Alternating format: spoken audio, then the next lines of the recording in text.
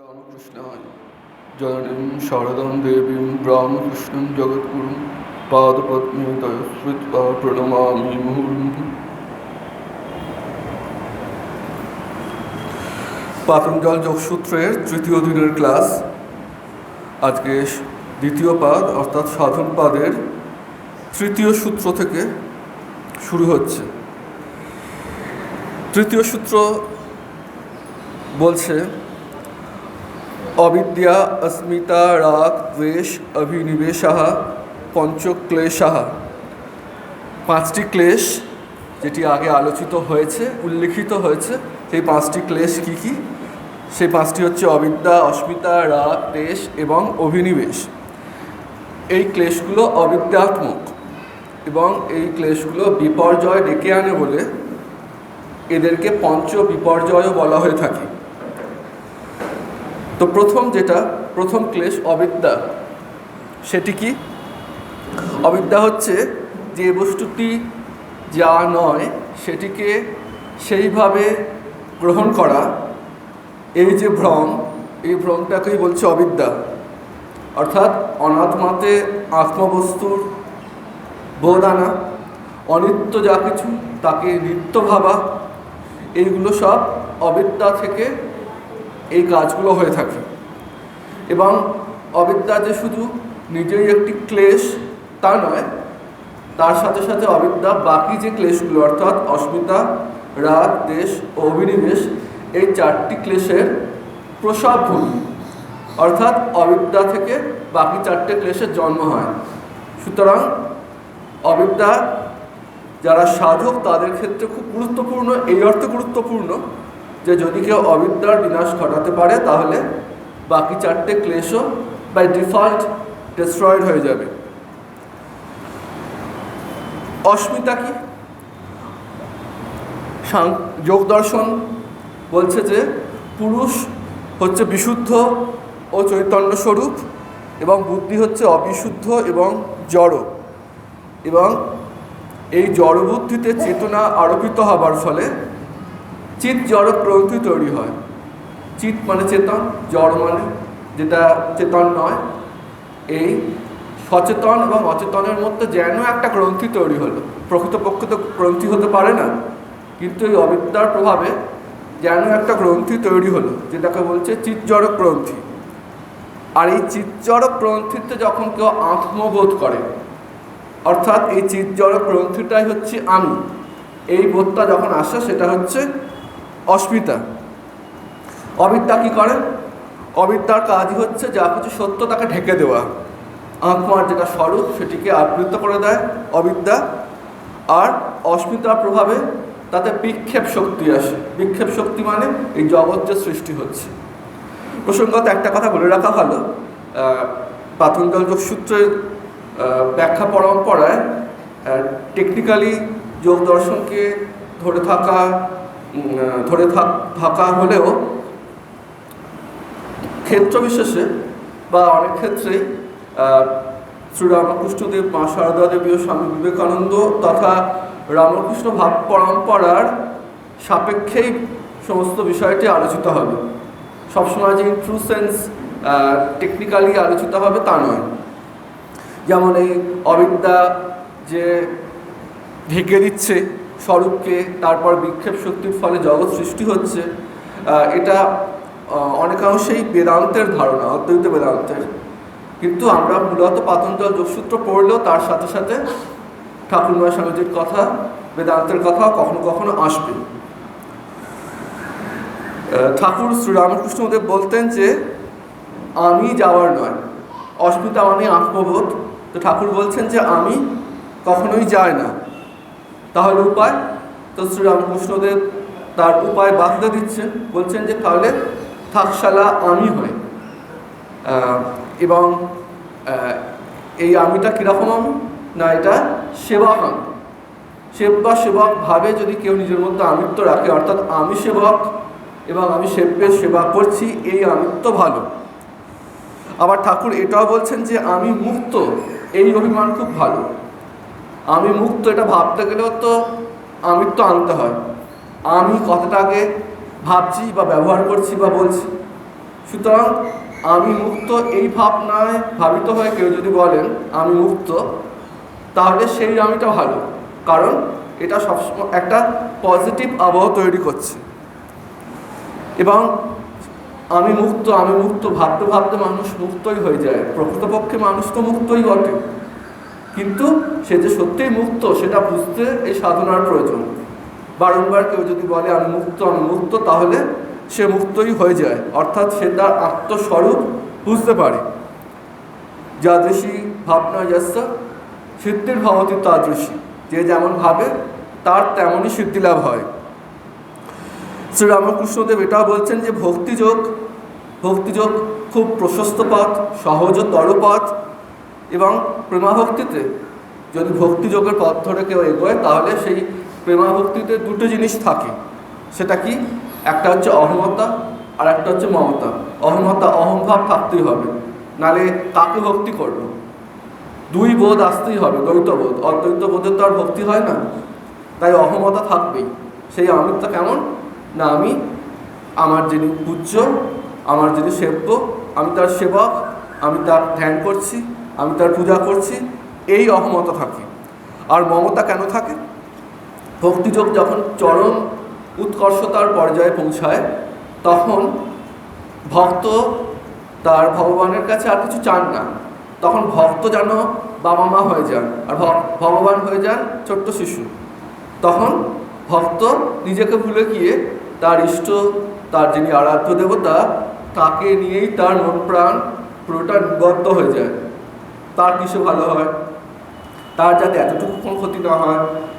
যে ভাবটা আমরা দেখতে পাই যশোদার মধ্যে, মা যশোদা স্বয়ং ভগবান শ্রীকৃষ্ণকে মাঝে মাঝে বুঝতে পারছেন যে আমি যাকে লালন পালন করছি সে কে, তবুও তিনি মায়ায় আবদ্ধ হয়ে যাচ্ছেন। কিন্তু এই মায়া হচ্ছে শুদ্ধ মায়া।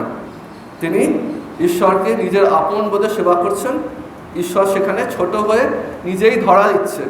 যশোদা যখন শ্রীকৃষ্ণকে বাঁধতে যাচ্ছেন, শ্রীকৃষ্ণ নিজেই ছোট হয়ে নিজেকে ধরা দিচ্ছেন।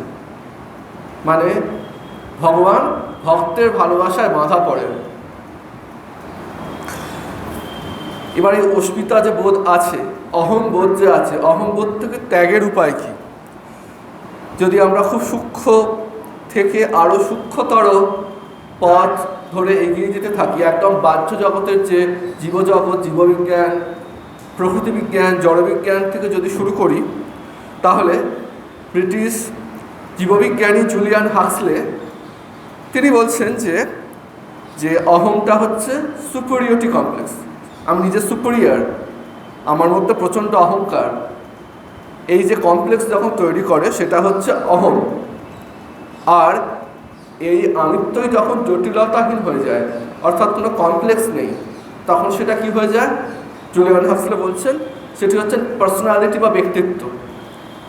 আমরা খুব অহংকারী লোকদের অনেক সময় বলি যে খুব ব্যক্তিত্ব। মাথায় রাখতে হবে, কোনো ব্যক্তি যদি অন্যকে ছোট করে বড় হয়, যেটাকে বলা হয় খারাপ অহংকার, অহংকার মাত্রই খারাপ, তাহলে সেটিকে অহংকার বলাই যুক্তিযুক্ত। জুলিয়ান হাক্সলে বিখ্যাত বিজ্ঞানী, তার মতে সেই ব্যক্তি অহংকারী ব্যক্তি, তার মধ্যে আদতেই কোনো পার্সোনালিটি বা ব্যক্তিত্ব এখনও গড়ে ওঠেনি। আবার ফরাসি দার্শনিক টেলিহার্ড দে চার্ডিন তিনি বলছেন যে যখন আমাদের চেতনা ইন্দ্রিয়ময় থাকে, সেইটা হচ্ছে জৈব সত্তা, এবং এই ইন্দ্রিয়ময় চেতনা থেকে সেই চেতনা আস্তে আস্তে কমে যখন চেতনা আরও বিবর্ধিত হয়, অর্থাৎ নিজের থেকে ছাপিয়ে গিয়ে অন্যের দিকে প্রসারিত হয়, সমাজের দিকে প্রসারিত হচ্ছে, তখন সেটা বলা হয় সেটিকে সামাজিক সত্তা। আরও যদি সূক্ষ্ম বিচারে যায়, রবীন্দ্রনাথ ঠাকুর তিনি মনীষী, তিনি তাঁর লেখায় বারবার আসছে বড় আমি ছোট আমির কথা। ছোট আমিকে অতিক্রম করে আমাদের বড় আমিকে খুঁজে পেতে হবে। আর স্বয়ং ভগবান শ্রী রামকৃষ্ণদেব সেটিকেই বলছেন যে কাঁচা আমি আর পাকা আমি। যে কাঁচা আমি মানে সেটা পুরোপুরি জাগতিক অহমে পূর্ণ, সেটাই পাকা আমিতে তখনই পরিবর্তিত রূপান্তরিত হয় যখন কিনা সেই আমিত্ব, যে শুষ্ক আমিত্ব, সেটা ভক্তির যে নরম রসে সেটাকে যখন ভিজিয়ে নেওয়া হয়, ভক্তির রসে যখন জারিত হয়ে গেছে, তখন সেখানে অন্যকে ছোট করে বড় হওয়ার তাগিদ আর নেই। সেখানে সেই আমিত্বটা সারাক্ষণ এই আমিত্বে ভরপুর যে আমি ভগবানের সেবক। তো আমাদের এর অসামান্য নিদর্শন আমরা দেখতে পাই, যেখানে মানুষ নিজের যে ছোট আমি, যে অস্মিতাবোধকে ত্যাগ করে বড় আমি খোঁজ পাচ্ছেন বা বড় আমি জগতে প্রবেশ করেছেন। সুরেন্দ্রনাথ মিত্রের কথা আমরা জানি, তিনি ঠাকুরের সেবক ছিলেন। ঠাকুর যখন চলে গেলেন তখন পার্ষদ যারা ছিলেন, নরেন, রাখাল, গিরিশ, এরা যখন বড়নগর মঠে আছেন, এদের অর্থ দিয়ে তিনি সেবা করেছিলেন। তাদের মধ্যে অন্যতম, যারা করেছিলেন তাদের মধ্যে অন্যতম সুরেন মিত্র। এবং সুরেনবাবু যে সেবা করতেন তাতে তার এই বোধটা কখনো ছিল না যে আমি সেবা করে অন্যকে ধন্য করে দিচ্ছি, বরং তিনি সর্বদা এটাই ভাবতেন যে শ্রী শ্রী ঠাকুর এখন এই সমস্ত তার সন্ন্যাসী ত্যাগী যুবার মধ্যেই বিরাজমান। এবং ঠাকুর নিজে দেখা দিয়েও সুরেন মিত্রকে বলেছিলেন যে আমার ছেলেটা ঘুরে ঘুরে বেড়াচ্ছে, ওদের ত্যাগ। সুতরাং ঠাকুরের আদেশ আছে, সেই আদেশ একদম সত্যস্বরূপ, সেটি পালন করতেই হবে। এছাড়া সুরেনবাবু নিজেও যেহেতু ভক্ত, নিজেরও অধ্যাত্ম জীবন ছিল, তিনি বুঝতে পেরেছিলেন যে শ্রীরামকৃষ্ণের প্রকাশ, শ্রীরামকৃষ্ণের সর্বোত্তম প্রকাশ বা এক্সাক্ট প্রকাশ তো আর হয় না, সেটা শ্রীরামকৃষ্ণ একটি হয়। কিন্তু তার যে ঠিক প্রকাশগুলো এই ত্যাগী যারা সন্ন্যাসী ভক্ত তাদের জীবনেই প্রকাশিত হচ্ছে। এবং তারা যখন এই বড়নগর মঠে এইভাবে দারিদ্রতার সঙ্গে সংগ্রাম করছে, তখন আমার যা কিছু সামর্থ্য আমি করব, এবং তারা সেখানে ধ্যান ভজন করবে, এবং আমরা বাকি যারা গৃহী পার্ষদরা আছি, অন্যান্য গৃহভক্তরা আছি, তারা সেখানে যাব, একটু জুড়োতে যাব। তো সুরেনবাবু এই বোধ নিয়ে সেবা করতেন নিরভিমান হয়ে। এটা অবশ্যই জাগতিক আমি বোধের পরিচয় দেয় না, এটা হচ্ছে ভক্তের বড় আমির পরিচয়। আবার যদি ঠিক দীনতা আমরা দেখতে পাই কারোর মধ্যে, তাহলে বুঝতে হবে সেই মানুষটি যে এই যে অস্মিতা নামক ক্লেশ থেকে মুক্ত হয়ে গিয়েছেন। ঠিক দীনতার প্রতিমূর্তি ছিলেন নাগ মহাশয়, ঠাকুরের ভক্ত।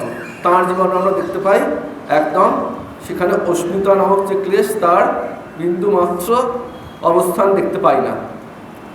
এবং যদি কারোর মধ্যে যদি আমরা আত্মবিলয় মনোভাব দেখতে পাই, তাহলে বুঝতে হবে যে সেখানেও অস্মিতা নামক ক্লেশ পুরো দূরীভূত হয়ে গেছে। এবং আত্মবিলয় হচ্ছে একদম আমিত্ব বিনাশের একদম চরম অবস্থা। কথামৃতকার মাস্টারমশাই, তার যে কথামৃত আমরা পড়ি, কথামৃত পড়লে সেটা পুরোটাই দেখতে পাই আমরা শ্রীরামকৃষ্ণময়। সেখানে কথামৃতকার কখনো কখনো মাস্টার, কখনো শ্রীম, কখনো মা, এইভাবে নিজেকে উল্লেখ করছেন নানাবিধ রূপে। কিন্তু প্রোটাগনিস্ট যেটা বলা হয়, প্রোটাগনিস্ট ক্যারেক্টার শ্রীরামকৃষ্ণ নিজেই। কথামৃতর উৎস, মধ্যপ্রবাহ এবং তার যে সঙ্গম, পুরোটাই শ্রীরামকৃষ্ণকে কেন্দ্র করেই আবর্তিত হচ্ছে। এই যে নিজেকে লুকিয়ে রাখতে পারার ক্ষমতা, কোথাও নিজে প্রকাশ হচ্ছেন না, এটা আত্মবিলয় না হলে হয় না। নিজের যা কিছু আনন্দ আছে সেটি সম্পূর্ণ বিলুপ্ত হয়ে গেছে।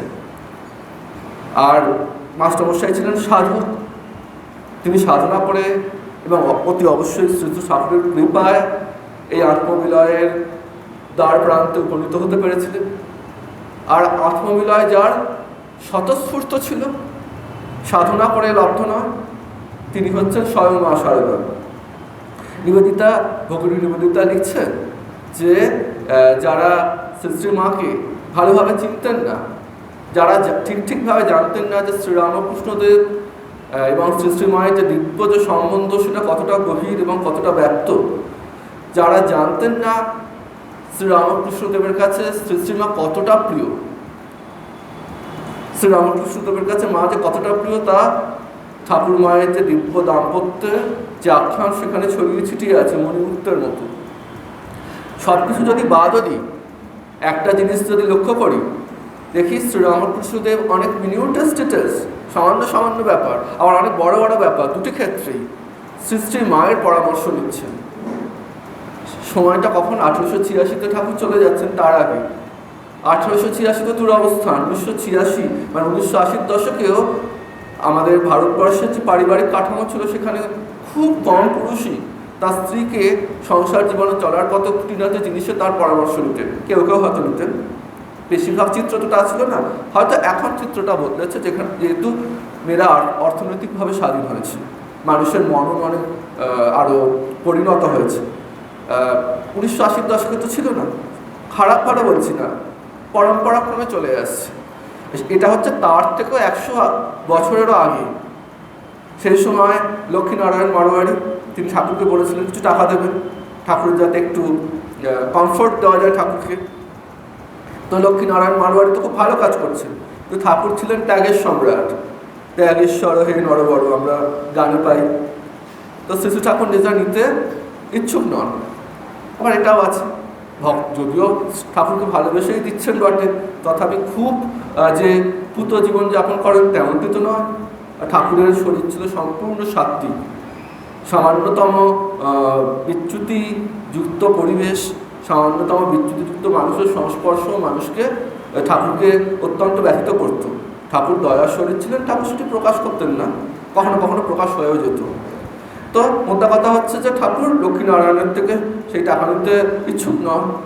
আবার ঠাকুর যখন বাহ্য অবস্থায় থাকতেন, সমাধি অবস্থা বা অর্ধবাহ্য দশায় নয়, তখন ঠাকুরের মতো আদর্শ সংসারী আর ঠাকুরের মতো আদর্শ সামাজিক মানুষ, আমরা বলি না সোশ্যাল আনসোশ্যাল, ঠাকুরের থেকে বেশি সোশ্যাল কর্ডিয়াল মানুষ আর ছিল না কেউ। ঠাকুরের এটাও মনে হচ্ছে লক্ষ্মীনারায়ণ আমার কী মনে করবে। ঠাকুর কী করবেন, মার কাছে প্রার্থনা করলেন, তারপরে সোজা চলে গেলেন নহবতে শ্রীশ্রীমার কাছে, গিয়ে বলছেন যে ও দিতে চাইছে টাকাটা, তুমি নাও না কেন, তুমি নাও। তো শ্রীশ্রীমার সঙ্গে সঙ্গে মানে উত্তর দিচ্ছেন যে না না, তা কী করে হয়, ওটা যদি আমি নিই সেটা তোমার সেবাতেই লাগাবো, সুতরাং আমার নেওয়া মানে সেটা তোমারই নেওয়া হয়, তোমাকে সবাই মান্য করে ত্যাগের জন্য, সুতরাং ওটাকে আমি নেব না।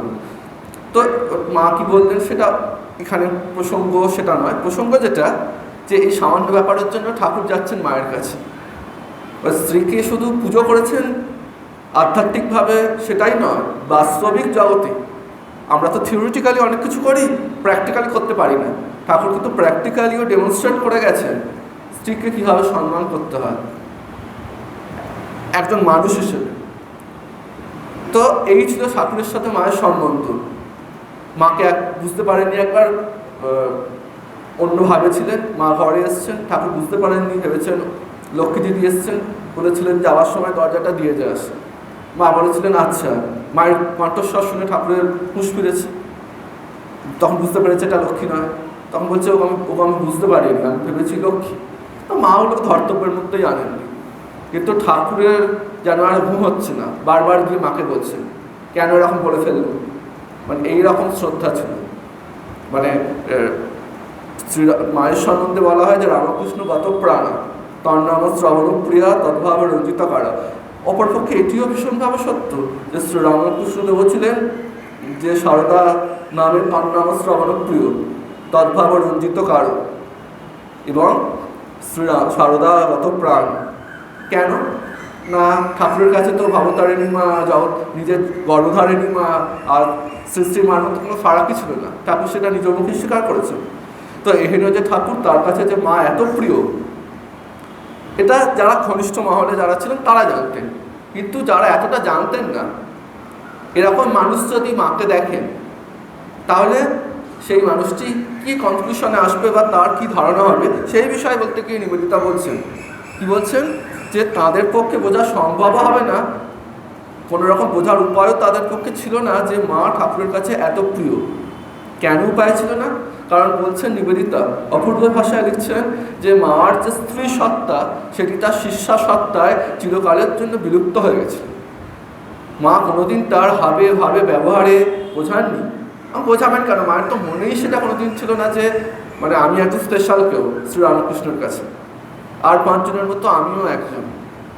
যখন মাকে বলা হচ্ছে যে রামনাথের রাজা বলছেন রামেশ্বর মন্দিরে অনেকে, যাকে আমরা এখনকার ভাষায় বলবো যে লাল রেড কার্পেট দিয়ে নিয়ে যাওয়া, সেইভাবে খুব আড়ম্বরের সাথে নিয়ে যেতে চেয়েছিলেন। মা বলেছিলেন না, আমি বাবার কাছে যাব, দিন দুঃখী কাঙালিনী হয়। মানে ঈশ্বরের কাছে ভক্তকে এইভাবেই যেতে হয়, নিজের প্রাচুর্য প্রদর্শন করে নয়। নিজের দীনতা নিয়ে, কারণ প্রাচুর্য যেটা আছে সেটাও তো ঈশ্বরেরই দান, আমার নিজের নয়। আমার কি আছে? আমার দিক থেকে শুধু এটুকুই আছে, একটু ভক্তি, একটু শ্রদ্ধা, একটু ভালোবাসা। এটাই হচ্ছে ভক্তের ঠিক ঠিক পরিচয়। তো মা শ্রী শ্রী ঠাকুরের ক্ষেত্রে এই একই ধারণা পোষণ করতেন। এবং নিবেদিতা বলছেন, এইটাকে বলছেন যে আত্মবিলয়। এরকম আত্মবিলয় কোনোদিনও কেউ দেখেনি জগৎ। এই আত্মবিলয়ের চূড়ান্ত পরাকাষ্ঠা ছিলেন শ্রী শ্রীমা। তো আমরা যে 5টি ক্লেশের কথা বলছিলাম, অবিদ্যার কথা বললাম, অস্মিতার কথা বললাম। পরের দুটো হচ্ছে রাগ এবং দ্বেষ। রাগটা কি? সুখ ভোগের বাসনা, অর্থাৎ যা কিছু আমাদের প্লেজার দেয়, আনন্দ দেয়, সেটি পাওয়ার আকাঙ্ক্ষা, এবং পাওয়ার আকাঙ্ক্ষার পর সেটিকে ধরে রাখারও আকাঙ্ক্ষা। মানে যখন অপ্রাপ্ত আছে তখন সেটাকে প্রাপ্ত হতে হবে, পেতে হবে, এবং সেটিকে খোয়ানো চলবে না। এইটাই হচ্ছে রাগ। আর দেশটা হচ্ছে রাগের ঠিক বিপরীত। দেশ কিসের বিষয়ে? মানুষ যে বিষয়ে দুঃখ পায়, আপাত অর্থে দুঃখ পায় বলে মানুষের মনে হয়, সে বিষয়টা মানুষ চায় না। আর যদিও বা কোনো রকমে চলে আসে, মনে মনে ভাবে কতক্ষণে যায়, গেলে মাছি। তো এইটা হচ্ছে দেশ। তো রাগ আর দেশ, এর থেকে উত্তরণের উপায় ঠাকুর খুব সুন্দর বলছেন যে 6 রিপুর মোড় ফিরিয়ে দাও। বলছেন কাম আছে, কাম যাওয়ার নয়, ঠাকুর বলছেন উপায় মোড় ফিরিয়ে দাও। কিভাবে? যে যদি চাইতেই হয় ঈশ্বরকে চাইব। আমি শরীর নই, আমি মন নই, আমি হচ্ছে শুদ্ধ বুদ্ধ মুক্ত আত্মা। আত্মার সাথে রমণ করো। আত্মা রাম ভবতী, নারদীয় ভক্তি সূত্রে আছে। তারপর ক্রোধ যদি হয়, কি করব? যদি ক্রোধ যাওয়ার নয়, তাকে মোড় ফিরিয়ে দিই। কোন দিকে মোড় ফেরাবো? যে যারা আমার ঈশ্বর লাভের পথে বাধা দেয় তাদের প্রতি আমি ক্রোধ প্রকাশ করব। বা আমার নিজের অনেক অবগুণ আছে, যেটি আমি বুঝতে পারছি সবসময় যে কোনো ব্যক্তি আমার ঈশ্বর লাভের পথে বাধা দেবে সবসময় তো তেমন হয় না। আমার মধ্যেই অনেক রাবণ লুকিয়ে আছে, তারাই আমার ইষ্টপথে বাধা হয়ে দাঁড়াচ্ছে। তখন আমাকেই মা দুর্গা হয়ে সেই রাবণকে ধ্বংস করতে হবে, বধ করতে হবে। তখন ওই যে অবগুণের প্রতি রাগ, ক্রোধ প্রকাশ করো, এই কথা বলছেন। লোভ, লোভকে কীভাবে জয় করবো? যে তাকে পাওয়ার লোভ, ঈশ্বরকে পেতে হবে, এটা হচ্ছে খুব ভালো লোভ। মদ বা অহংকার, শ্রীরামকৃষ্ণদেব বলছেন যে যদি অহংকার করতেই হয় তো সে অহংকার হবে বিভীষণের মতো। কেমন? বিভীষণ বলতেন যে আমি রামের নাম করেছি, আমি আর কারোর নাম করব না, আর কারোর কাছে আমি মাথা নত করব না। মোহ, মোহকে কীভাবে অন্যদিকে মোড় ফেরাবো? সুতীব্র অনুরাগ। মোহ মানে কি? মোহ মানে হচ্ছে কোনো একটি বিশেষ বিষয়ের প্রতি বা কোনো ব্যক্তির প্রতি এমন আসক্তি এলো যে সেই আসক্তি আমার ভালো মন্দ বোঝার যে ক্ষমতা সেটিকে পুরো লোক ঘটিয়ে দিল, বিলুপ্ত হয়ে গেল, সেটি ভুলভাল কাজকর্ম করছি। এটি হচ্ছে এক কথায় মোহ। এই মোহটাকে মোড় ফিরিয়ে দিতে হবে। সেটা হচ্ছে তখন সুতীব্র অনুরাগ। ঈশ্বরের প্রতি যখন সুতীব্র অনুরাগ হয় তখন ভালো মন্দ বোধ লোক পায় না, একদম মানে যাতে মাতাল তাদের ঠিক যাকে বলা হয় ঠিক ঠিক পাই পড়ে। আর মাৎসর্য, এটাকে কীভাবে জয় করব, কীভাবে মোড় ফেরাবো? না আমার যে কোনো একটা ভালো গুণ নেই, অন্যের আছে, তখন এইভাবে মনকে বোঝানো যে ওর যদি থাকতে পারে আমার কেন হবে না, আমি সাধন করব, চেষ্টা করে করে ওই গুণটাকে আয়ত্ত করব। মাথায় রাখতে হবে ওই ব্যক্তির প্রতি মাৎসর্য নয় এখানে, তার যদি ওটা থাকতে পারে আমার কেন হবে না। শ্রী রামকৃষ্ণদেব বলছেন, যখন সাধক রামকৃষ্ণ বলছেন রামপ্রসাদকে দেখা দিয়েছিলি মা, আমাকে দেখা দিবি না কেন? মানে এটাকে অবশ্যই মাৎসর্য বলে না, কিন্তু যেটা জাগতিক অর্থে পার্থিব অর্থে মাৎসর্য, সেই ফ্যাকাল্টিটাকে আমি কীভাবে অন্যদিকে মোড় ফেরাবো, সেটা এইভাবেই মোড় ফেরাতে হবে, আমার ভালোর জন্য, কোনো ব্যক্তির প্রতি হিংসা নয়। তো এই হচ্ছে রাগ আর দেশ। আর শেষেরটা হচ্ছে অভিনিবেশ। অভিনিবেশ হচ্ছে পঞ্চম ক্লেশ। এর অর্থ হচ্ছে মরণ ভয়। প্রত্যেক যে কোনো প্রাণী, যে যার প্রাণ আছে তার মধ্যে একটা মরণ ভয় আছে।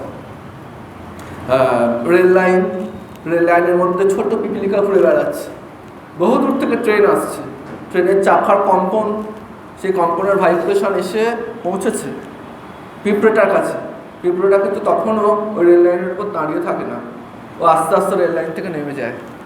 প্রত্যেকে চায় বাঁচতে, প্রত্যেকে।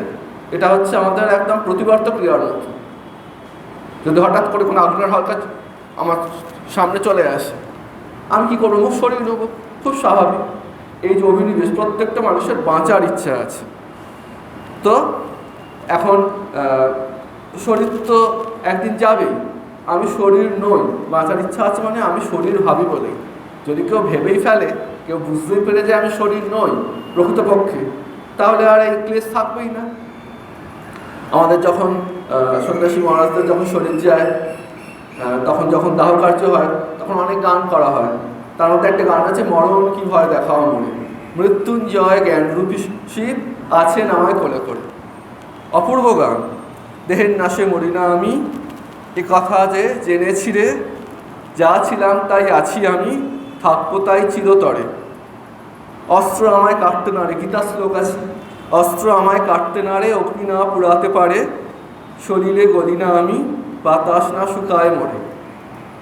তারপরে বলছে অপূর্ব সুন্দর, বলছে যে শিশু ছিলাম, যুবা হয়েছি, বৃদ্ধ হব দুদিন পরে, তেমনি আবার শিশু হব দেহের নাশে দেহান্তরে। তারপরে বলছে যে মিনতি শোনো আশুতোষ, শিব ঠাকুরকে বলছে মিনতি করে, কাজ কি আমার জন্মান্তরে, আমার জন্মান্তর চাই না, জ্ঞানরূপেতে নিত্য তুমি বিরাজ কাহার অন্তরে। মানে মরণ তুমি আমার কী ভয় দেখাচ্ছ, কালী নাম কল্পতরু হৃদয়ে রোপণ করেছে। অপূর্ব সব গান। তো এই বোধ যখন আসে, তখন এই অভিনিবেশ ক্লেশও দূরীভূত হয়ে যায়। এটা হচ্ছে 2-3 নম্বর সূত্র, অর্থাৎ দ্বিতীয় পাদের তৃতীয় সূত্র। এবং দ্বিতীয় পাদের যেটা চতুর্থ সূত্র, সেটি কি বলছে? বলছে অবিদ্যা ক্ষেত্রাম উত্তরেশাম। অবিদ্যা হচ্ছে ক্ষেত্র, প্রসব ক্ষেত্র। কার? এই বাকি চারটে। অর্থাৎ অবিদ্যা থেকেই বাকি চারটে ক্লেশ, অর্থাৎ অস্মিতা, রাগ, দেশ, অভিনিবেশ, এই চারটি ক্লেশের জন্ম হয়, সেটাই বলছে। আর তার সাথে এটাও বলছে যে প্রসুপ্ত তনু বিচ্ছিন্ন দ্বারা নাম, অর্থাৎ এই অবিদ্যা, অস্মিতা, রাগ, দেশ, অভিনিবেশ, এই ক্লেশগুলো 4 প্রকারের হয় অবস্থা ভেদে। সেগুলো কী কী অবস্থা? প্রসুপ্ত, তনু, বিচ্ছিন্ন ও উদার। প্রথম যে ক্লাসে, ইন্ট্রোডাকশনের ক্লাসে, এগুলো একটু একটু ছুঁয়ে গেছিলাম। তো প্রসুপ্ত, তনু, বিচ্ছিন্ন, উদার, এই 4টে স্টেটে থাকে ক্লেশগুলো। তো আমাদের যে মানসিক জগৎ, যে মানবিক জগৎ, যে মেন্টাল এনভায়রনমেন্ট, মেন্টাল লাইফের দুটো অ্যাসপেক্ট আছে, দুটো দিক আছে। সেই দুটো দিক কি? এক হচ্ছে এক্সপিরিয়েন্স, আমরা এক্সপিরিয়েন্স করছি, অভিজ্ঞতা লাভ করছি, এক্সপিরিয়েন্স করছি আলো আসছে, এক্সপিরিয়েন্স করছি আপনারা তাকিয়ে আছেন আমার দিকে, এক্সপিরিয়েন্স করছি পাখা চলছে, হাওয়া পাচ্ছি, সবই এক্সপিরিয়েন্স। এটা একটা দিক। আর দ্বিতীয়টা হচ্ছে রিয়াকশান, যেটা আমি এক্সপিরিয়েন্স করছি তার বিপরীতে আমার তার বিপরীতে একটা রেসপন্স বা রিয়াকশান আমার হচ্ছে। কি রিয়াকশান? মানসিকভাবে হচ্ছে। এই পাখাটা এই গরমে আমার ভালো লাগছে। হঠাৎ করে যদি পাখাটা বন্ধ হয়ে যায়, তাহলে আমার খারাপ লাগবে। এইটা হচ্ছে রিয়াকশান। এবং রিয়াকশান আবার 2 রকম। একটা হচ্ছে মানে যেটা হচ্ছে বেগ, ভোগ, একটা হচ্ছে ভোগ, আর একটা হচ্ছে উদ্বেগ। ভোগটা কি? যখন আমরা কোনো প্লেজার ফিল করি, এই যে পাখাটা আসছে আমার ভালো লাগছে, এই ভালো লাগাটাও রিয়াকশান, কিন্তু এটা হচ্ছে প্লেজার পাচ্ছি, আমি আনন্দ পাচ্ছি, ভোগ করছি। আর উদ্বেগটা কখন? যেটা আমার ভালো লাগবে না, হঠাৎ করে যদি লোডশেডিং হয়ে যায়, প্রচণ্ড গরম, বা টেম্পারেচারটা আরও বেড়ে যায়, তাহলেও আমার মানসিক একটা রিয়াকশান হবে। তো সেই রিয়াকশানটা প্লেজারের নয়, পেন, তাই সেটা হচ্ছে উদ্বেগ। তো রিয়াকশানের বেগ, উদ্বেগ দুটোই থাকে। আর এক্সপিরিয়েন্সটা হচ্ছে ভোগ, যেটা হচ্ছে যখন রিয়াকশান বেগ হয়, অর্থাৎ পজিটিভ, প্লেজার পাচ্ছি, সেটি এক ধরনের ভোগই বটে। আর উদ্বেগ মানে যেটা পেন, মানে যন্ত্রণাদায়ক যে রিয়াকশান। তো যখন আমরা এই রকম কোনো আনন্দ বা যন্ত্রণার অনুভব করি, অর্থাৎ এক্সপিরিয়েন্স করছি বা রিয়াকশান দেবো, এই রিয়াকশানটা বলছে 3 রকম হয়। একটা হচ্ছে টুয়ার্ডস, একটা হচ্ছে এগেনস্ট। টুয়ার্ডসটা কি? টুয়ার্ডসটা হচ্ছে যেটা হচ্ছে রাগ। আমি চাইছি, তার দিকে আমার ধাবিত হচ্ছে রিয়াকশানটা। আর আগেনস্টটা কি, তার থেকে আমার অ্যাকশানটা বা রিয়াকশানটা আমার যে বস্তু বা ব্যক্তি তার থেকে বিপরীত থেকে যেতে চাইছে, সেই জন্য সেটা হচ্ছে দেশ। আর অ্যাওয়ে ফ্রমটা হচ্ছে অভিনিবেশ, মানে ওটাও বিপরীতই বটে, কিন্তু একদম পালাচ্ছে। মানে আমরা পেন যেটা, সেটা তো তাও আমরা মোটামুটি টলার করার চেষ্টা করি, টলার করি। আর কিন্তু অভিনিবেশটা হচ্ছে মৃত্যু ভয়, মরণ ভয়, ওটা হচ্ছে টলার করাও নয়, যে এই মুহূর্তে সেটা হবে সঙ্গে সঙ্গে যেন ছিটকে সরে যায়। তো ওই জন্য 3 রকম হয়, একটা হচ্ছে টুয়ার্ডস, একটা অ্যাগেনস্ট, একটা হচ্ছে অ্যাওয়ে ফ্রম। তো এই যে 3 প্রকার রেসপন্স হচ্ছে, রিয়াকশান আমরা আমাদের মানসিক জগতে হয়, কেন হয়? এই যে রাগ, দেশ, অভিনিবেশ, এই 3টে যে রিয়াকশন আমরা দিচ্ছি, কেন দিচ্ছি? তার কারণ আমরা এই শরীরের সাথে, এই চিৎজড় গ্রন্থিকে আমরা নিজের আত্মবোধে ভাবিত হচ্ছি। এই শরীরটাই আমি, এই অস্মিতা নামক ক্লেশটা আছে, সেই জন্যই আমি রাগ, দেশ, অভিনিবেশ, এই 3 রকম ক্লেশের মাধ্যমে রিয়াকশান দিই। সুতরাং অস্মিতা হচ্ছে রাগ, দেশ এবং অভিনিবেশের প্রসব স্থান, এখান থেকেই উৎসস্থান। আবার asmita itself is the result of avidya, অবিদ্যা থেকে আবার অস্মিতা আসে।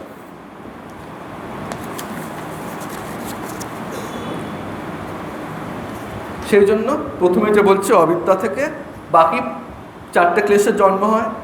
তো এটা যদি ক্রমটা এভাবে দেখা যায়, যে অবিদ্যা থেকে জন্ম হয় অস্মিতার, অস্মিতা থেকে রাগ, দেশ এবং অভিনিবেশ। তো সুতরাং রাগ, দেশ, অভিনিবেশেরও ঠিক ঠিক জন্মস্থান বলতে গেলে সেই অবিদ্যাই দাঁড়াচ্ছে। তো বাকি ক্লেশগুলো হচ্ছে 4 রকম অবস্থায় আছে, সেই বিষয়ে আসে। এই সূত্রে 2টি দিক আছে। একটা বলছে যে অবিদ্যা হচ্ছে বাকি 4টে ক্লেশের প্রসবভূমি, সেটি ব্যাখ্যাত হলো। এবং এই সূত্রের আরেকটি অংশ আছে যে এই 5টি ক্লেশই 4 রকম অবস্থায় থাকে। প্রসুপ্ত, তনু, বিচ্ছিন্ন, উদার। প্রসুপ্ত অবস্থা কি? যে আগ্নেয়গিরি আমরা দেখতে পাই, আগ্নেয়গিরি, কোনো আগ্নেয়গিরি হচ্ছে অবিরাম আগ্নেয়গিরি, মানে সর্বক্ষণ সেখান থেকে লাভা বেরিয়ে আসছে, অগ্নুৎপাত হচ্ছে। আর যে সমস্ত আগ্নেয়গিরিতে আমরা এখন দেখছি যে লাভা বা অগ্নুৎপাত হচ্ছে না, সেগুলো হচ্ছে বিরাম নিচ্ছে, সবিরাম, অবিরাম নয়, বিরাম আছে সেখানে। এবার সবিরাম আগ্নেয়গিরির আবার ভেদ থাকে। কি? কোনো আগ্নেয়গিরি এখন হয়তো অগ্নুৎপাত হচ্ছে না, একটু পরে অগ্নুৎপাত হবে, সেটি কি? প্রসুপ্ত আছে, ঘুমিয়ে আছে, সেইটা হচ্ছে প্রসুপ্ত অবস্থা, বা এই যে ডরম্যান্ট স্টেট যেটাকে বলা হয়।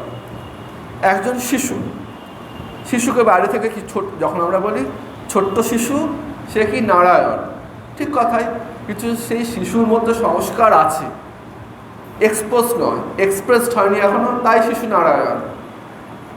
শিশু যদি ঠিক নারায়ণ হয়, তাহলে ভগবানের সাথে শিশুর কি ফারাকটা ওইখানে।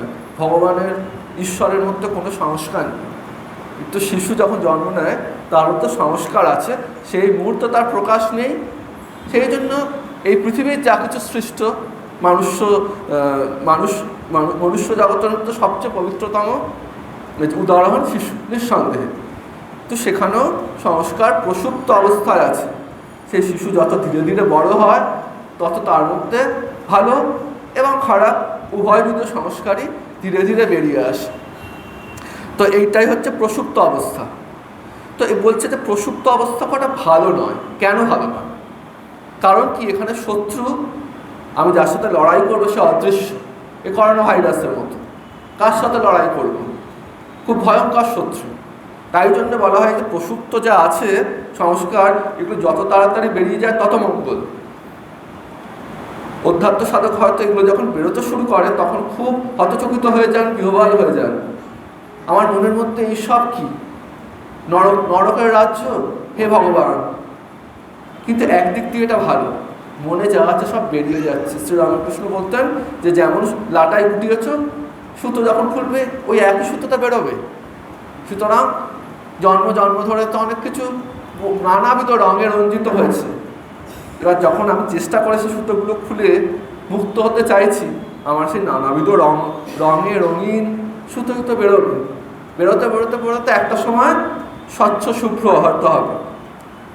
সেই জন্য খুব প্র্যাকটিক্যালি দেখলে প্রসুপ্ত অবস্থায় যা আছে সংস্কার সেগুলো বেরিয়ে আসা কাম্য অধ্যাত্ম সাধকের পক্ষে, এবং যখন বেরোচ্ছে তখন এগুলো নিয়ে তো মাথা ঘামিয়ে লাভ নেই। ঠাকুর বলছেন এরা কত কি হয়।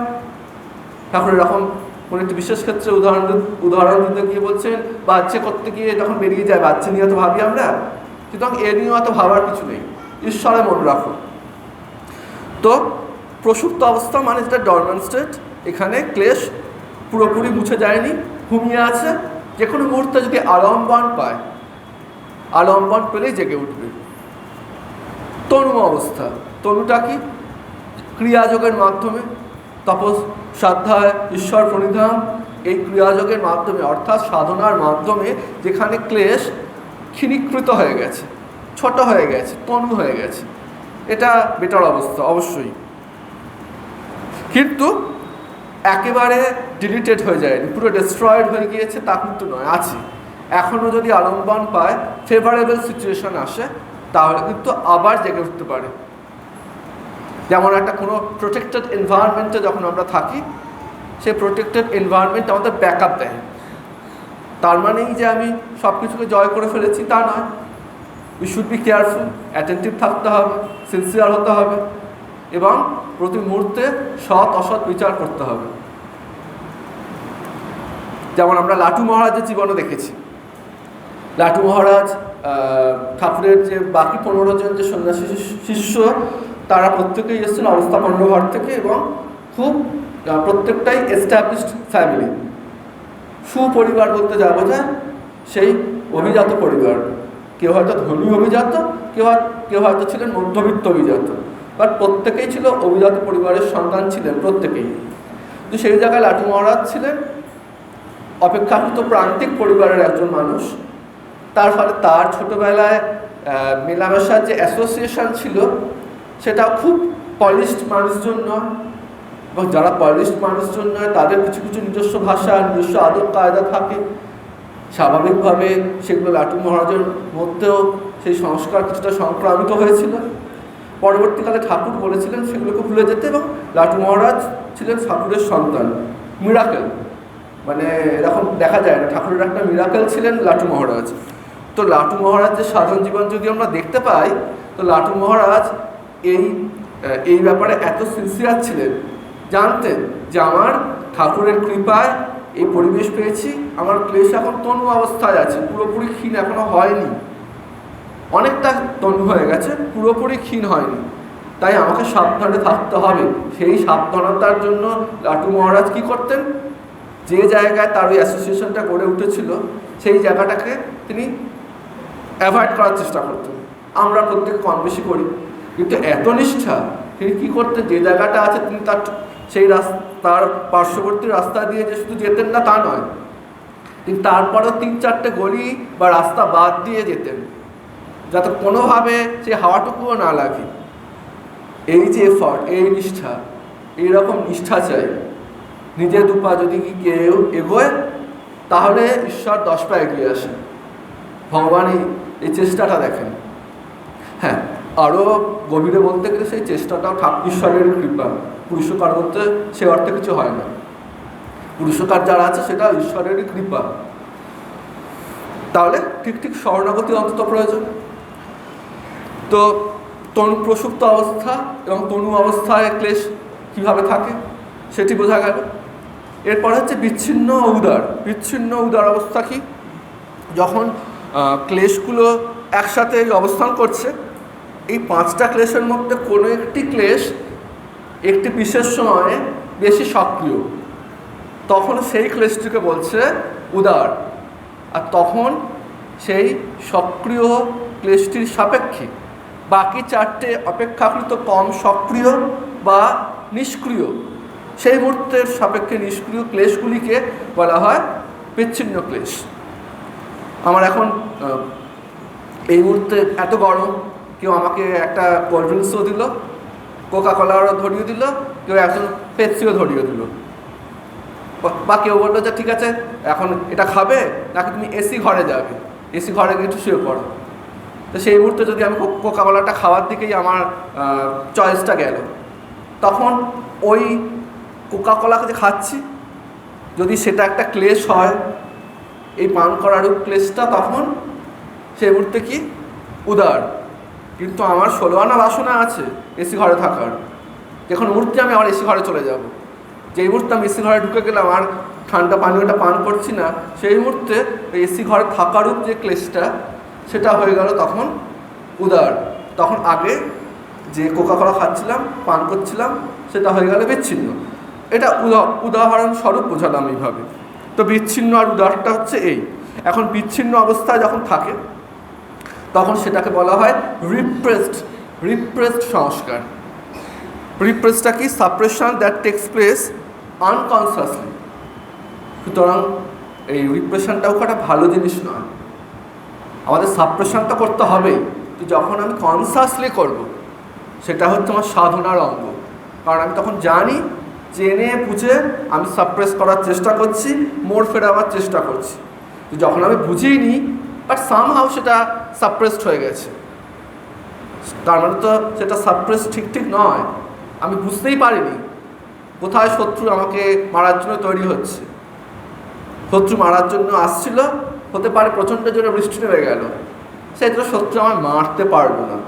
এখন যদি সেটা ভেবে আমি খুব আত্মপ্রসাদ লাভ করি, সেটা তো কাজের কথা নয়। বৃষ্টি থেমে গেলে আবার এসেছে আমায় মারবে, ফেভারেবল সিচুয়েশন হলে। কিন্তু যখন আমি নিজেই বুঝে গেছি হ্যাঁ শত্রু আমার আছে চারপাশে, আমি সচেতন হয়ে নিজেকে রক্ষা করছি, সেটা হচ্ছে ঠিক সাপ্রেশন। তো রিপ্রেশন ইজ ব্যাড, কিন্তু যখন আমরা কনসিয়াসলি সাপ্রেস করি সেটা আমাদের একটা গ্রেট রিলিফ দেয় পরবর্তীতে, এবং এটি সাধনার অঙ্গ, সাধকের জীবনে এটি জরুরি। তো পতঞ্জলির যে যোগসূত্র সেখানে আরেকটি অবস্থার কথা বলা হচ্ছে, এই 4টি অবস্থার বাদ দিয়ে, সেটা হচ্ছে কি দগ্ধবীজ অবস্থা। সেটি কোনটা? ওই যে প্রসুপ্ত অবস্থায় যে আগ্নেয়গিরির উদাহরণ দিলাম, ঘুমিয়ে আছে, যে কোনো মুহূর্তে জেগে উঠতে পারে, এই এক রকমের আগ্নেয়গিরি। আর এক রকমের আগ্নেয়গিরি হয় যেটা একেবারে মৃত হয়ে গেছে, আর কোনোদিনও সেখান থেকে অভ্যুৎপাত হবে না, সেটাই হচ্ছে দগ্ধবীজ অবস্থা। ঠাকুর বলছেন যে পেঁয়াজের যে বাটিতে পেঁয়াজ রসুন রাখা হয় সে বাটির গন্ধ যায় না।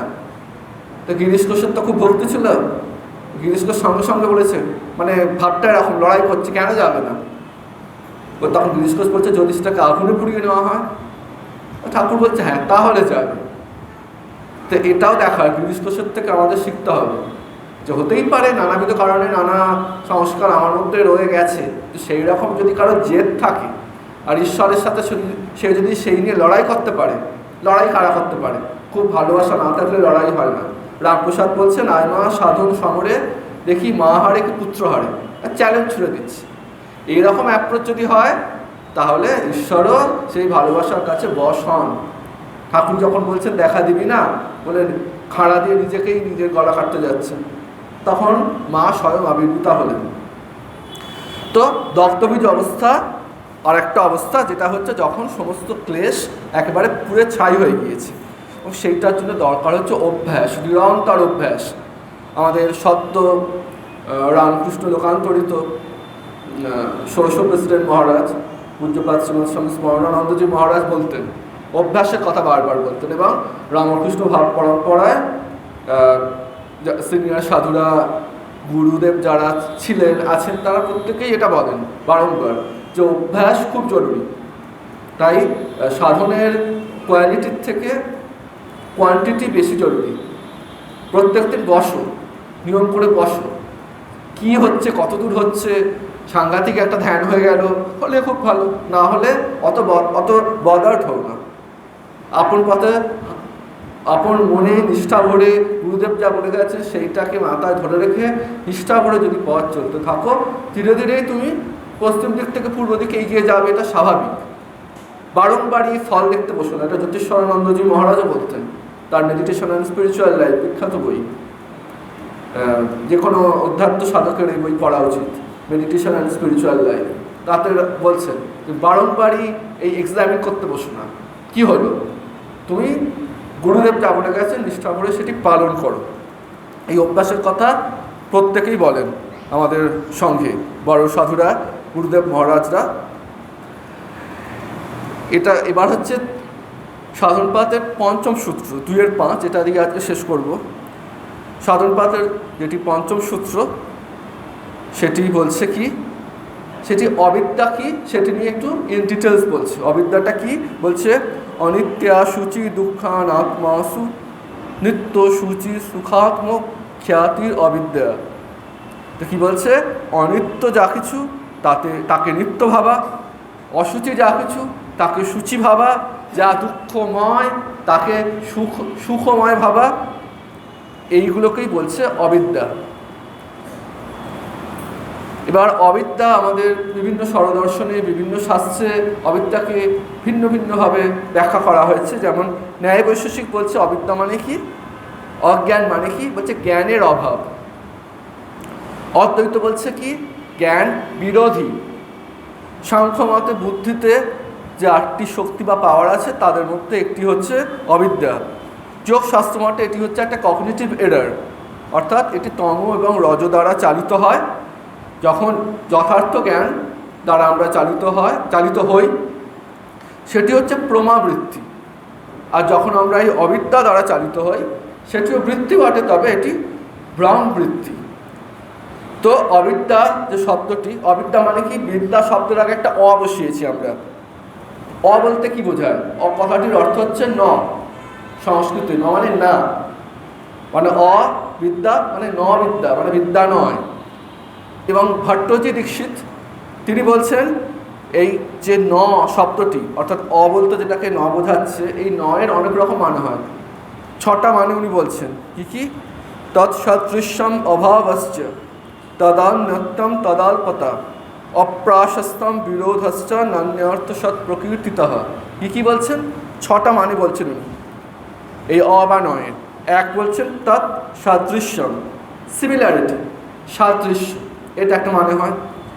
দ্বিতীয় একটা মানে হয় কি, তৎ অভাব, অর্থাৎ কোনো কিছুর অ্যাবসেন্স বা অভাব। যদি আমরা বলি অপাপম বা অপাপ, এক্ষেত্রে অ মানে হচ্ছে ন পাপ, অর্থাৎ পাপের অভাব।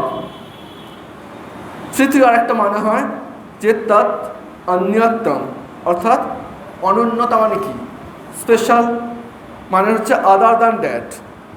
যদি আমরা বলি ন ঘট, তার মানে ঘট নয়, এটা পট, এইরকম মানে।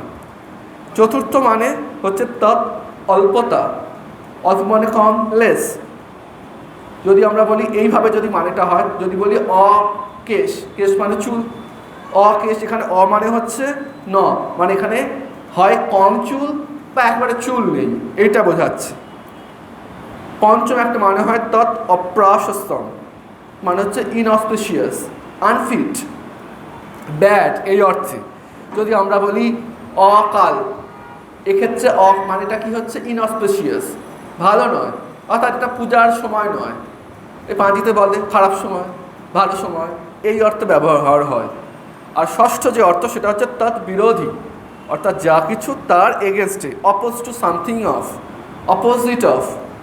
যদি আমরা বলি অধর্ম, এক্ষেত্রে অ মানে কি, ন ধর্ম, এক্ষেত্রে অ বা নটা মিন করছে হচ্ছে ধর্মের অভাব নয়, কম ধর্ম নয়, বরং এটার মিনিংটা দাঁড়াচ্ছে যা কিছু ধর্ম তার সম্পূর্ণ বিপরীত কিছু, সেটাই হচ্ছে অধর্ম।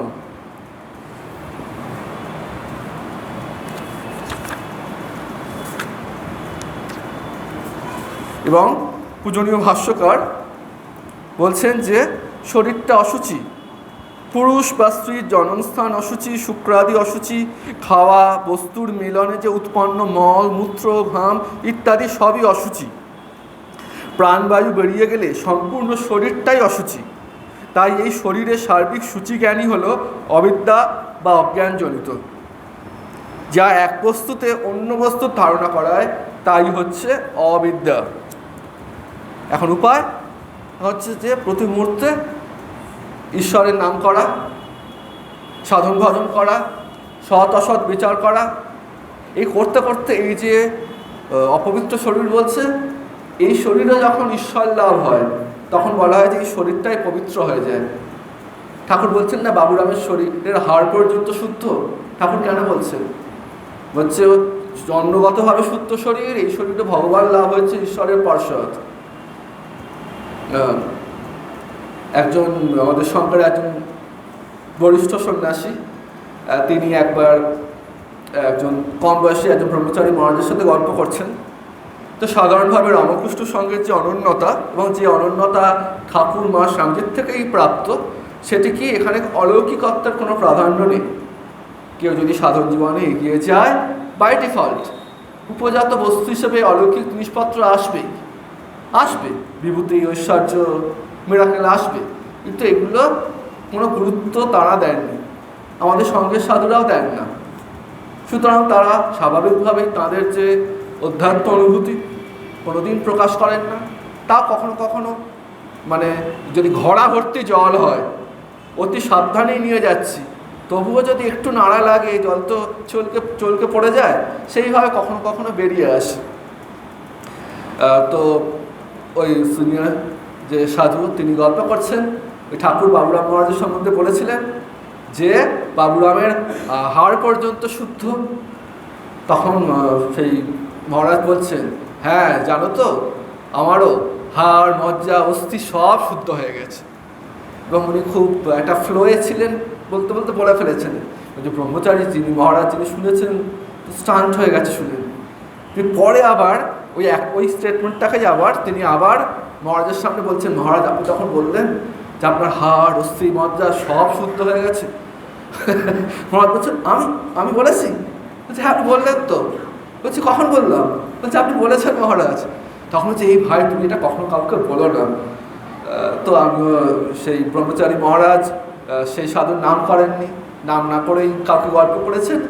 ওই ভাই আস্তে আস্তে আস্তে আমি শুনেছি। তো আমি নিজেও জানি না এক্সাক্ট কোন মহারাজ এই কথাটি বলেছিলেন, আর এখনও তিনি শরীরে আছেন কিনা। তো একদম শেষ করছি। এই যে আমরা পঞ্চক্লেশের কথা বললাম, পঞ্চক্লেশ আমাদের জীবন থেকে আমাদের দূরীভূত করে সাধন জীবনে এগিয়ে যেতে হবে শান্তি লাভের জন্য। এই আলোচনার সাথে সাযুজ্য রেখেই এই একটি চিঠি পড়ে শেষ করছি। এই চিঠিটি লিখছেন স্বামী নির্বেদানন্দজি মহারাজ, আমাদের রামকৃষ্ণ সংঘের একজন বহুমানিত উচ্চকোটির সন্ন্যাসী ছিলেন। চিঠিতে লিখছেন যাকে, তিনি একজন সন্ন্যাসী। তো এই চিঠির লেখার মধ্যে মাঝে মাঝে আসবে যেদিন থেকে সাধু হয়েছে। তো এটা সবার জন্য চিঠি। তো কোনো একটি বিশেষ ব্যক্তিকেও লক্ষ্য করেই লিখিত হয়, কিন্তু তার মধ্যে একটা সার্বজনীন ভাব থাকে। কথামৃত কয়েকজন বিশেষ সামনে বসা কয়েকজন মানুষকে লক্ষ্য করেই ঠাকুর বলেছিলেন, কিন্তু তার যে ভাব, মেসেজ, সেটা হচ্ছে সার্বজনীন, সকল যুগের, সকল কালের। এক্ষেত্রে যখন এই কথাটা আসবে, যখন থেকে সাধু হয়েছে, তখন সবাই এটাই ভাববো, যখন থেকে দীক্ষা নিয়েছি, বা যাদের দীক্ষা হয়নি তারা ভাববেন যখন থেকে ঠাকুর কৃপা করে তার দিকে টেনেছেন, এটাই মানে হবে। যদি বলা হয় যে আশ্রমে আছো, এরকম যদি কখনো কথা আসে, তাহলে যারা গৃহস্থাশ্রমে আছেন তারা ওটাকে আশ্রম ভাববেন। যেখানে ঠাকুরকে ভাবা হয়, যেখানে তার হৃদয়ের মধ্যে ঠাকুর বিরাজ করেন, সেটাই তখন মন্দির হয়ে যায়। তখন গৃহ তখন মন্দিরই হয়ে যায়, আশ্রমই হয়ে যায় বটে। তো মহারাজ লিখছেন, আমি স্কিপ করে করে যেটুকু হয় বলছি। খুব সুন্দর চিঠি। বলছেন, সাধু জীবনের ভিত তৈরি হয় শ্রী ভগবানের সম্পূর্ণ আত্মসমর্পণের দ্বারা। এটা ফাঁকা কথা নয়, এটা আমরা অধ্যাত্ম জীবন ধরব ব্যাপক অর্থে। সাধু জীবন মানে সাধু ভক্ত, তাঁর অধ্যাত্ম জীবন, গৃহী যে সেও ভক্ত, গৃহভক্তের অধ্যাত্ম জীবন। তো ভগবানের সম্পূর্ণ আত্মসমর্পণের দ্বারা, এই কথাটির তাৎপর্য কি? আমার সব ভার তিনি নিয়েছেন, আমি তাঁরই 16 আনা, এবং তিনিও আমার, আর কেউ নয়। তাঁকে অপরের ভিতর দেখলে বা জানলেই শুধু অপরকে আমার প্রিয় বলা চলতে পারবে, এরূপ বিশ্বাস করে নিলেও কতকটা চলতে পারে। তিনি আমার কল্যাণের জন্য যা কিছু প্রয়োজন তার ব্যবস্থা করছেন, যা কিছু ঘটছে তা তাঁরই ব্যবস্থায় আমার আধ্যাত্মিক কল্যাণের জন্য। প্রথমেই কথা বুঝতে পারি বা না পারি, এই কথায় বিশ্বাসী হয়ে তাঁর যাবতীয় ব্যবস্থা সানন্দে, সাগ্রহে এবং সশ্রদ্ধভাবে মাথা পেতে নিতে হবে। অহংকার, স্বার্থপরতা, নানা প্রকার বাসনা ইত্যাদি আমাদের বুদ্ধি মলিন করে রাখে এবং এই মলিন বুদ্ধি দিয়েই আমরা আমাদের জীবনের ঘটনার দাম যাচাই করে থাকি। তাতে অনেক ভুল প্রমাণ হওয়া স্বাভাবিক। মন আমাদের প্রিয় ও অপ্রিয়ের তাড়নায় অস্থির, ওই রাগ আর দেশ, প্রিয়র প্রতি রাগ আর অপ্রিয়র প্রতি দেশ। শ্রেয়কামী হতে হলে প্রিয় ও অপ্রিয়ের উপরে উঠতে হয়। তিনি আমার রুচি বা ফরমাস মতো ব্যবস্থা করলে আমি খুশি হব, আর বিপরীত করলেই মন ভারী করে বসে থাকব। এটা হচ্ছে স্থূল বুদ্ধি, বহির্মুখ, সংসারাসক্ত লোকের মনের লক্ষণ। শ্রেয়কামী ব্যক্তির পক্ষে এটা সর্বথা পরিত্যাজ্য। সংসারাসক্ত মানে যারা ঈশ্বরকে ভুলে আছে, সেটাই সংসারাসক্ত। কেউ যদি সংসার থেকেও সাপুরের কথা 7 মণ বোঝা বয়েও ঈশ্বরকে ভাবেন, তাহলে তিনি সেই অর্থে সংসারী নন। শ্রী শ্রী ঠাকুর বলেছেন, স স স কিনা সহ্য করো, সহ্য করো, সহ্য করো। যে সয় সে রয়, যে না সয় সে না সয়। এই সহ্য করাকে শাস্ত্রে বলে তিতিক্ষা। এই তিতিক্ষা যে সাধ্যে পারে অমৃতত্ব লাভ তারই সহজ হয়। সমদুঃখ সুখম ধীরম, গীতায় আছে, স অমৃতত্বায় কল্পতে। শঙ্করাচার্য বলছেন, সহনম সর্বদুঃখানাম অপ্রতিকার পূর্বকম চিন্তা বিলাপ রহিতম। কোনো রকম প্রতিকারের চেষ্টা না করে সহ্য করো এবং চিন্তা বিলাপ করা যাবে না। তারপরে লিখছেন, সুতরাং যেদিন তুমি সাধু হওয়ার জন্য প্রথম পা বাড়িয়েছ, এটা ব্যাপকার্থে এটাই হবে, যেদিন থেকে আমি অধ্যাত্ম জীবনের পথে পা বাড়িয়েছি, যেদিনকে আমাকে আমার গুরুদেব ইষ্টমন্ত্র প্রদান করেছে। যদি দীক্ষা না হয়ে থাকে, এখানে যারা উপস্থিত আছেন তারা এখানে এসছেন কারণ কোথাও তো ঠাকুর টেনেছেন বলে, তার যেদিন থেকে ঠাকুর আমায় টেনেছেন এইভাবেই নিতে হবে। তো সেদিন থেকে কি বলছেন, সেদিন থেকে যা কিছু ঘটে আসছে তা সবই তাঁর ব্যবস্থা, তোমার শ্রেয় লাভের জন্য।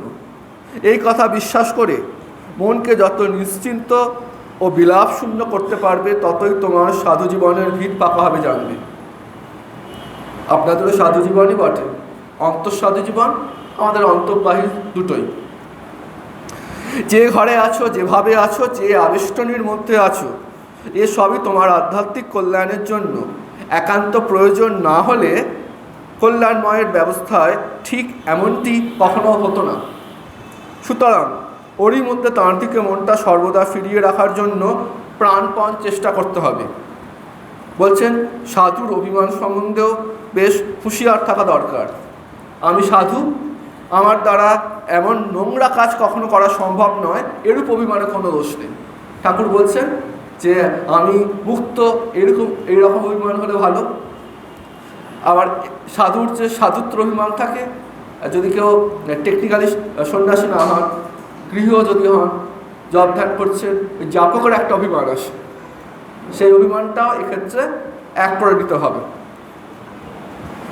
নিজের দুর্বলতা জয় করার জন্য আমি সাধু এরকম একটা হুঁশ জাগিয়ে রাখা ভালোই, কিন্তু যে সাধু নয় বা যে ঠাকুরের কাছে হয়তো আসে না, ঠাকুরকে মানে না, এরকম একটা মানুষই হীন শ্রেণীর জীব এরূপ উপেক্ষা, তাচ্ছিল্য বা অবজ্ঞা ঘটাতে পারে, এরকম অভিমান সাধু জীবনের একটা প্রকাণ্ড বাধা বলেই জানবে। বহুরূপে তিনি সম্মুখে। এই কথা বারবার স্মরণ করে সমদৃষ্টি হওয়ার চেষ্টা করা সাধুর পক্ষে একান্ত কর্তব্য, অধ্যাত্ম সাধকের পক্ষে একান্তই কর্তব্য। প্রতিপদে আচার্যত্বের অভিমান বেড়ে যাওয়ার সম্ভাবনা, তার কাছে কাতরভাবে প্রার্থনা করবে যাতে প্রতিষ্ঠার কামনা থেকে মুক্ত হতে পারো। স্বামীজির এই কথাটি সর্বদা মনে রাখবে। স্বামীজির একটি কোট মহারাজ এখানে লিখছেন, His work does not depend on the likes of you and me. He can raise his workers out of the dust by hundreds and thousands. It is only a glory and a privilege to be allowed to work under him. আমি privileged, ঠাকুর আমায় ঈশ্বরের কৃপা করে তার কাজ করতে দিচ্ছেন। যদি তার কাজ করতে পারি না মনে হচ্ছে, ঈশ্বর আমায় কৃপা করে তার নাম আমার মধ্য দিয়ে করিয়ে নিচ্ছেন আমার দ্বারা, এর জন্য আমি প্রিভিলেজড। অন্য একটা চিঠি, সেখানে একটু অংশ পড়ি। সেখানে মহারাজ লিখছেন, মনের উপরে যত বড় আঘাত যে কোনো দিক থেকে এবং যে কোনো কারণে আসুক না কেন, সবই শ্রী শ্রী ঠাকুরের ইচ্ছায় ঘটছে শুধু তোমার কল্যাণের জন্য। এই কথাটিকে প্রাণপণ বিশ্বাসে আঁকড়ে ধরে থাকবে।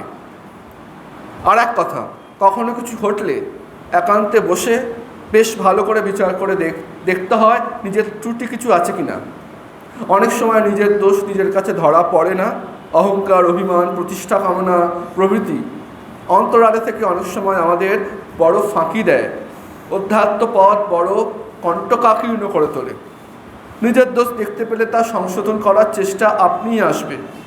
আর হাজার খুঁজেও নিজের ত্রুটি যদি ধরা না পড়ে, তাহলে ন্যায় অন্যায়, সঙ্গত অসঙ্গত প্রভৃতি নিয়ে মাথা না ঘামিয়ে অকারণ আঘাত থেকেও শ্রী শ্রী ঠাকুরের পরম কল্যাণময় ব্যবস্থা জেনে হজম করে ফেলতে হয়।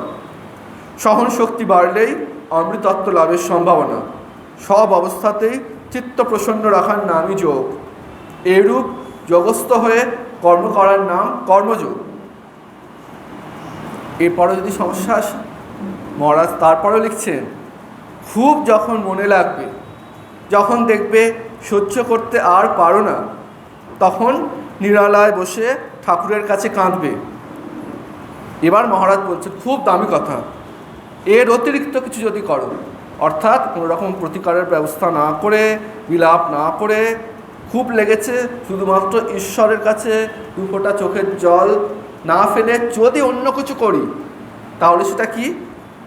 মহারাজ লিখছেন, মহারাজ তাহলে যা করছো তা at the cost of your spiritual growth. তোমার আধ্যাত্মিক উন্নতির সাথে তুমি সমঝোতা করছো, এটা মাথায় রাখবে। ভয় পেও না, পথ ক্ষুরোধার হলেও শ্রী শ্রী ঠাকুরের স্নেহাশীর্বাদ সর্বদা তোমাকে রক্ষা করবে। তিনি সহ্য করার শক্তি দেবেন যদি তোমার অ্যাটিটিউড কারেক্ট হয়। তার কাছে প্রার্থনা করো সহ্য করার শক্তির জন্য। শ্রী শ্রী ঠাকুর, শ্রী শ্রী মা, তাদের কাছে প্রার্থনা তারা আমাদের সহ্য করার শক্তি দিন এবং আমাদের মধ্যে যে ক্লেশ এখনও বিদ্যমান, খুব স্বাভাবিক, সব তো দগ্ধবীজ আমরা হয়ে যায়নি। কিছু হয়তো এখনও বাড়ি থেকে দেখা যায়, কিছু তনু হয়েছে, আর কিছু এখনও প্রসুপ্ত আছে। আমাদের সকল ক্লেশকে দূরীভূত করুন তারা তাদের কৃপা দৃষ্টি দিয়ে, এবং আমাদের অধ্যাত্ম জীবনকে কণ্টক মুক্ত করুন, এবং যখন যেখানে থাকি, যেভাবেই থাকি, তার পদপদ্ম যেন কখনো না ভুলি। শ্রী শারদার প্রণামস্তু।